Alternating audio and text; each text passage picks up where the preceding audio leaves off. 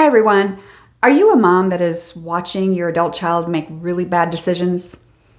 I've been there, and so we're going to talk about that today.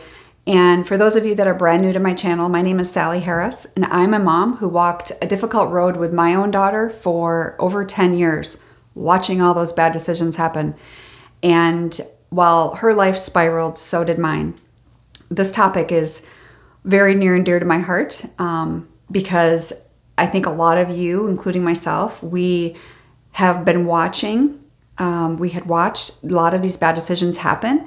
Sometimes we tend to jump in and rescue them.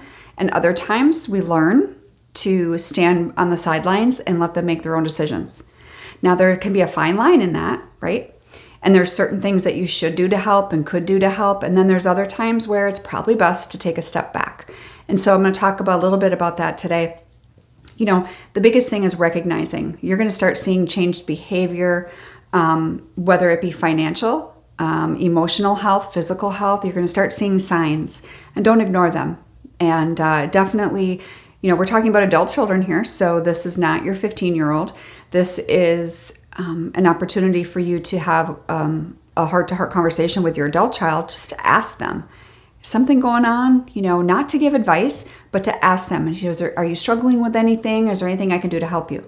Now, best case scenario, they're going to open up to you and you're going to be able to help in certain ways. But majority of you that are watching this channel is because that is not happening, right? And I've been there. And I watched my daughter make a lot of really bad decisions. And many decisions, bad decisions happened as well after she was outside of our family for a while. And so one of the biggest things that I think is really important is that you avoid enabling. Enabling is not going to help them. It is not going to help your son or daughter. It is going to give them comfort when they don't need comfort, right? So, for example, if they're dealing with drugs or alcohol abuse, right? Enabling them by giving them money is only going to give them more of their fix, right? So then they're not uncomfortable. They still have what they need. Right? So in that kind of situation, you don't want to enable, right? Because until they're uncomfortable, they have no reason to change. And that's just well known. That's just how it works with addicts. Now, it doesn't mean that he or she couldn't go find their own money or find their own drugs or alcohol or whatever it is. But that's where the boundaries come in, where you have to decide, and I would do it very quickly in the beginning before you give in on different situations, and then they have this expectation and it's harder to say no later. So as soon as you start seeing these signs, you want to make a plan. You would need to have these boundaries set up to where you are very clear on what you're going to allow and what you're not, what you're going to help with and what you're not. They are responsible for their own decisions. Now, these kids are over 18, right? So by law, whatever they do is on them, right? You are not responsible for them. Again, we're not talking about a 14, 15-year-old where you're still responsible for them. Obviously, we want our kids to get professional help if that's what they need. And all we can do is offer that. And so when they're making bad decisions and you want to offer some counseling for them, mental health counseling, talk therapy, trauma therapy, whatever it is that they need, I love when parents are able to do that, right? When they have the ability to be able to say, yes, that I will help you with. I don't consider that enabling, because that's something that maybe they can't get on their own. And when they're ready, you want that to be available for them. So what do you do in the meantime? You have to take care of yourself. You have got to, helping them grow through difficult times is something that they're going to have to do. If you can help them do that, you need to take care of you and get the support that you need from family, friends, support group, all of those types of things.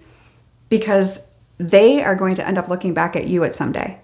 Someday they're going to look back and say, thank you, at least in my case.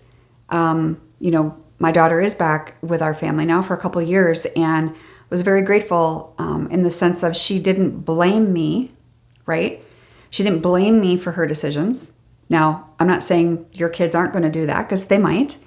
But at the end of the day, eventually, when they are healthier, they're going to take responsibility for their actions. Now, let's be honest. We've all made stupid mistakes in our life.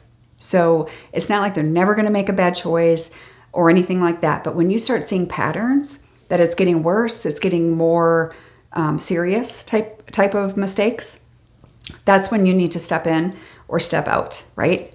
Depending on what it is. If it's therapy, you step in. If it's finances or,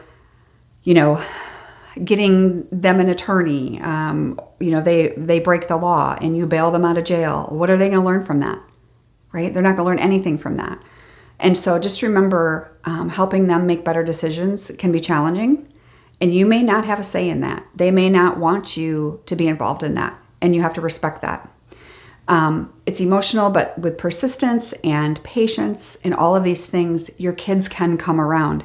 A lot of times, and in my case, I had to step back. I had to take a step back and let her do her thing and make those mistakes, and so that she could learn from them. And now she's stronger and more resilient because of them. It wasn't fun to watch. Not at all. It was devastating to watch. But now I am able to equip you how to do that, where I didn't have anyone equipping me. And which is why I went in that downward spiral so bad with alcohol and food and all the things. And so you don't have to go through that. And so if you and I have never chatted and you want a consultation because you're ready, you want some help, and you want to learn more about how I could help you, then I want you to click below at the discovery call. And it's a 30-minute consultation where we can discuss what's going on. I want to hear about how this is affecting you, because then that's where I can help you. Okay, I'm not here to fix your child. I'm not a therapist, but I am someone who can help you and walk along this entire journey with you. And I hope it's a short journey. I hope it's, for both of your sakes, I hope it's a short journey. But many times it's not. And you have to be equipped for that. So I hope that helps you today, and I'll see you next time.